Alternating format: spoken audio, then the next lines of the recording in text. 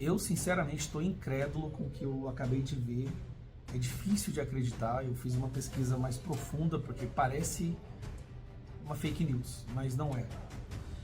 Depois do resultado dessas eleições, nós percebemos, isso é indiscutível, um certo comportamento doentio por parte da esquerda.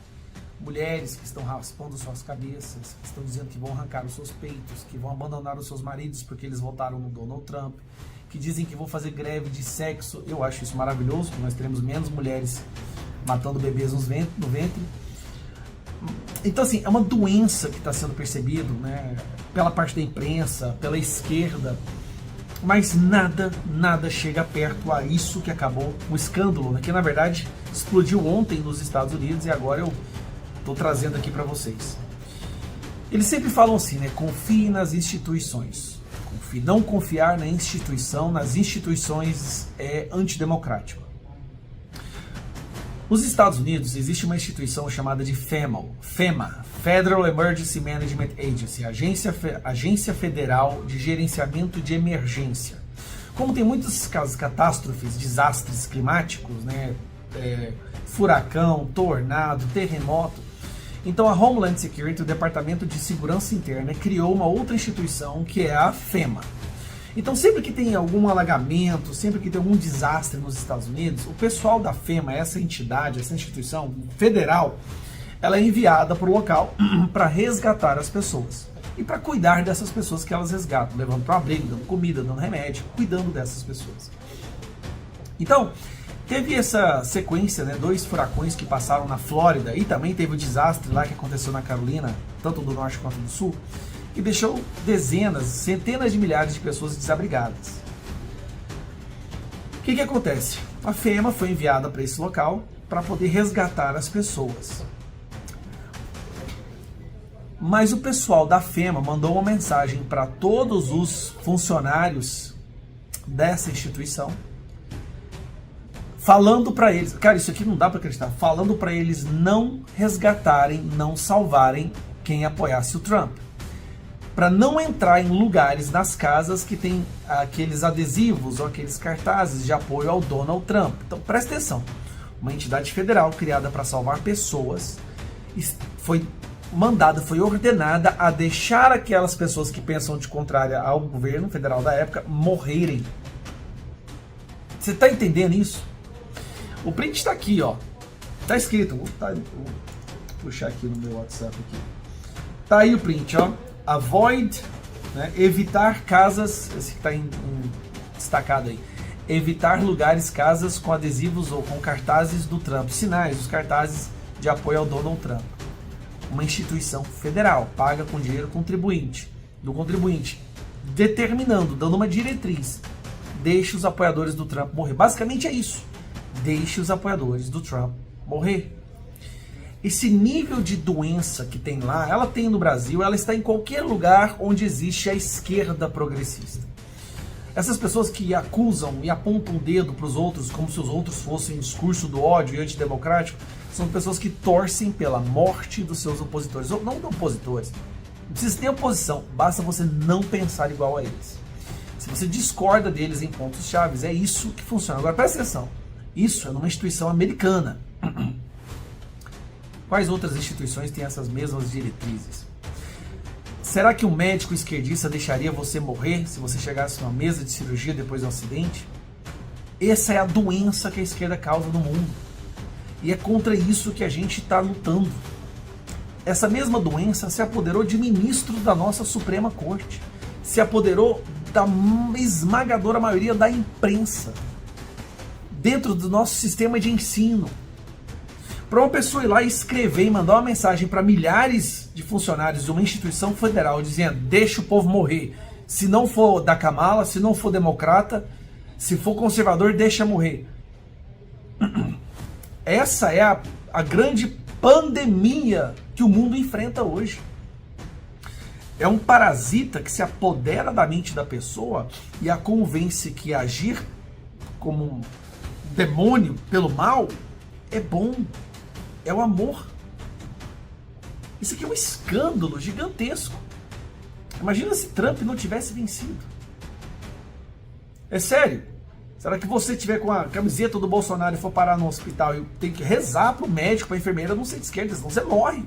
Porque essa ideologia sequestra as pessoas da sua capacidade de pensar de forma independente e transforma elas num monstro.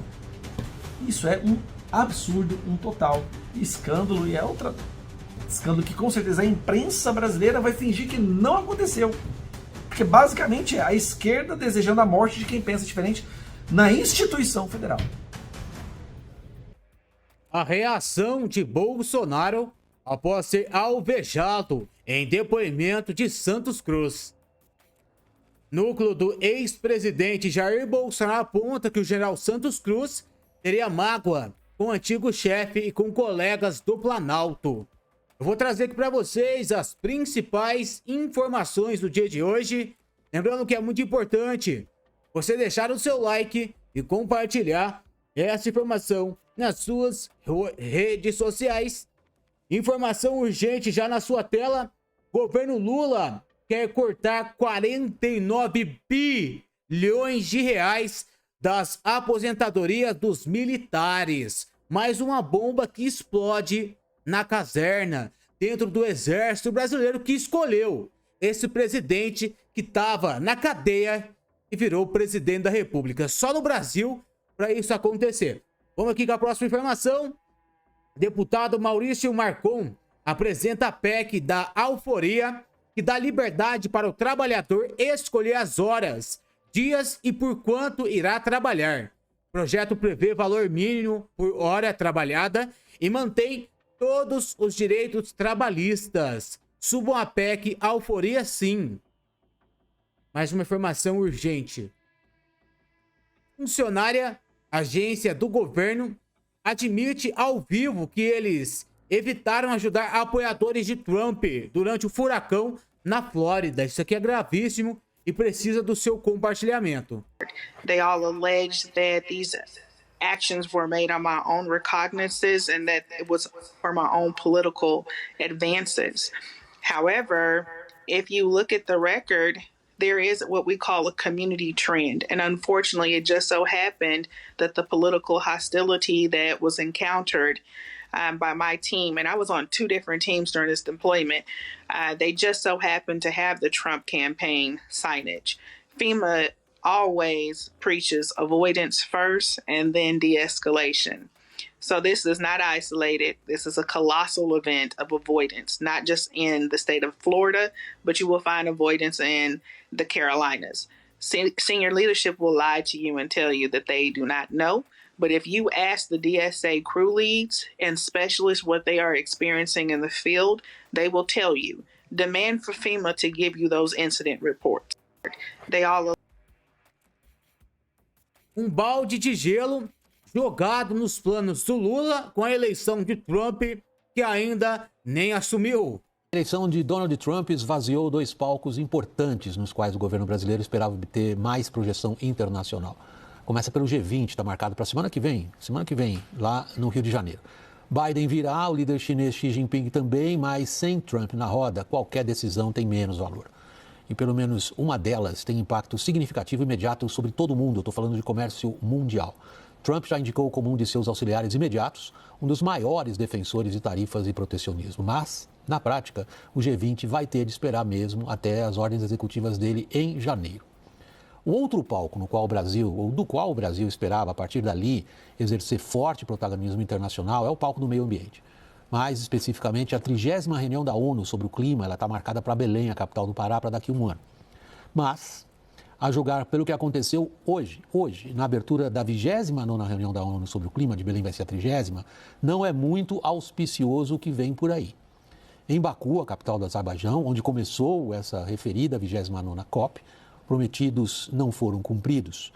E o que foi prometido era encontrar instrumentos para financiar justamente em países como o Brasil a transição da economia baseada em combustíveis fósseis para a chamada economia verde. Isso não foi causado por Trump diretamente, mas o que os delegados já deixaram meio de lado lá em Baku, do outro lado do mundo praticamente, foi essa perspectiva de uma ação internacional coordenada de combate a mudanças climáticas. Ela poderia ser, ou se esperava que fosse, consagrada em Belém no ano que vem. Deputado Maurício Marcon defende projeto que permite que os estados legislem sobre o direito penal. Federativo. Lamento que o colega desconheça o pacto federativo, né? Nos Estados Unidos, por exemplo, os estados têm autonomia para legislar isso, até parabenizando o colega Redeker, melhora a questão de punir eventuais bandidos que tenham. Aqui, por exemplo, nós não conseguimos aprovar na casa o aumento de pena para estuprador. Por que nós não conseguimos, colega Gilson? Porque a esquerda é contra. Se nós tiver lá no Rio Grande do Sul, tenho certeza que os deputados estaduais vão botar 40 anos estuprador na cadeia. Mas aqui a esquerda defende sempre marginal. Então nada melhor do que delegar os estados para endurecer a pena para bandido. Eu não defendo bandido, eu não sou bandido, por isso eu não tenho nenhuma preocupação que as penas aumentem para bandido. A corrupção no Corinthians, com a opinião do presidente Lula. Presidente, em uma palavra, a roubalheira no teu Corinthians continua. Vergonha. E o que fazer? Eu não sei o que fazer porque precisa apurar corretamente. Mas eu fico triste porque o Corinthians, depois de 2012, quando ele foi campeão do mundo, o Corinthians poderia ter virado uma equipe sólida economicamente. Um Barcelona. Sabe? Poderia ter virado. O Corinthians jogou fora a oportunidade por pequenez. Sabe? É triste. É triste. O Corinthians, que poderia ser um time de grau mundial, está virando um time de perfil só paulista, sabe? O que é uma coisa muito ruim para um time que tem a torcida que tem o Corinthians. Presidente. Xandão, a vingança virá a cavalo. Acho que Trump deixará para lá? Um dos homens mais próximos a Donald Trump, fundador do Getter, foi detido pela Polícia Federal por ordem do ministro Alexandre de Moraes em 2021. Mudando de assunto, vamos falar sobre um dos nomes importantes nos bastidores da política dos Estados Unidos, que já se envolveu até em polêmica aqui no Brasil. Jason Miller, o braço direito de Donald Trump. Quando retomar a presidência dos Estados Unidos em 2025, Trump deve nomear Jason Miller para um cargo na Casa Branca. Um empresário e estrategista político americano. Ele tem 49 anos, nasceu em Seattle e, ao longo da carreira, trabalhou para eleger políticos conservadores nos Estados Unidos. Em 2016, sua empresa de consultoria foi uma das responsáveis pelos comerciais da campanha de Trump na vitória contra Hillary Clinton. Em 2021, Miller foi detido no aeroporto de Brasília sob ordem do ministro Alexandre de Moraes, do Supremo Tribunal Federal, durante uma viagem ao Brasil. Ele teve que prestar depoimento à Polícia Federal por conta do inquérito que investigava atos antidemocráticos, o mesmo que investiga o ex-presidente Jair Bolsonaro e corre sob sigilo. Na ocasião, ele preferiu ficar em silêncio e logo depois foi liberado para voltar aos Estados Unidos. Durante as eleições municipais em São Paulo, Trump foi arrastado para o debate quando Pablo Marçal disse ter recebido uma carta do republicano por conta da cadeirada que levou de Datena. Coube a Jason Miller desmentir o caso. Ele também é o criador da rede social Getter, muito usada por políticos conservadores. E já ocupou também o cargo de CEO da rede até fevereiro de 2023, quando se uniu oficialmente à equipe de pré-campanha de Trump para as eleições deste ano. O governador Tarcísio quer que as organizações criminosas sejam classificadas como terroristas para endurecer as leis. Entendo que a gente tem que tratar esse tipo de organização criminosa como organização terrorista, para que a gente possa endurecer as leis.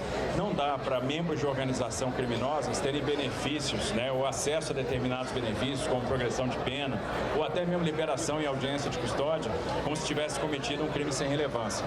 Está na hora de endurecer, de aumentar o custo do crime. A gente tem que ter uma postura mais dura com relação ao combate ao crime organizado. Tem que haver um compartilhamento maior de informações, isso envolve Receita Federal, COAF, Receita Estadual, GAECO, uma coordenação melhor entre os entes para que a gente possa combater com mais oportunidade o crime, principalmente a lavagem do dinheiro. Tendo que a gente... Tendência no mundo inteiro, diz Alckmin sobre a proposta de redução da jornada de trabalho. Além dessa coisa do corte de gasto, preocupa preocupa muito o empresariado industrial essa discussão da escala do 6x1? Olha, isso não foi ainda discutido, mas acho que é uma tendência no mundo inteiro. À medida em que a tecnologia avança, você pode fazer mais com menos pessoas, você ter uma jornada menor. Então esse é um debate que cabe à sociedade e ao parlamento a sua discussão. Além dessa... Deputado Maurício Marcon apresenta a PEC que institui o sistema americano de escala de trabalho. Assim, o trabalhador decide quantos dias por semana irá trabalhar, irá receber por hora. Bem-vindo, muito feliz de ser liderado pelo amigo. Presidente, nos últimos dias o Brasil foi tomado por uma discussão sobre a diminuição da jornada de trabalho de forma mágica. Uma deputada do PSOL apresentou um projeto que ela não conseguiu sequer fazer a conta 4 vezes 8. Ela apresentou na PEC o resultado de 32. Aliás, ela apresentou de 36, quando deveria ser de 32 pelas contas dela. Como é que nós, colega Paulo Bilinski, podemos levar a sério uma PEC onde quem a escreve não sabe fazer uma conta básica de matemática? Pelo ridículo. Mas o brasileiro gosta de acreditar em esquerdista. Teve promessas durante a campanha dessa turma do tipo, o Lula dizia, vamos abrasileirar o preço da gasolina. Alguém lembra disso? Pois bem, no governo do ódio era menos de R$5 a gasolina. No governo do amor já está em 6 quase. No governo do ódio, o dólar era 4,70. No governo do conto de fadas, está em quase 6. O gás de cozinha, que Lula dizia que ia baratear, era menos de 100. Agora está mais de 150. Agora vem uma deputada que nunca gerou um emprego no Brasil, dizer que, de forma mágica, pode-se diminuir os dias de trabalho e manter a mesma remuneração. Pois bem, a fórmula que a tal deputada apresenta foi testada até agora em 4 países do mundo. Emirados Árabes, vale somente para o funcionalismo público. A Bélgica, que tem uma jornada de 38 a 45 horas, que o funcionário pode escolher fazer até 10, 12 horas por dia para cumprir a jornada, e aí sim trabalhar 4 dias, coisa que no Brasil não pode, porque o máximo são 8 horas. Na Islândia, o governo está tentando implementar para 1% da população. Vocês sabem quanto que é 1% da população na Islândia? 3 mil pessoas. E na Escócia, o governo também está tentando implementar, mas daí com subsídios estatais. Ou seja, se tira dinheiro dos impostos para subsidiar essa diferença de horas e dias de trabalho. Eu poderia aqui apresentar, presidente, a PEC do 14º, 15º e 16º salário. Eu poderia apresentar uma PEC que o governo tem que colocar R$1 milhão na conta de cada trabalhador.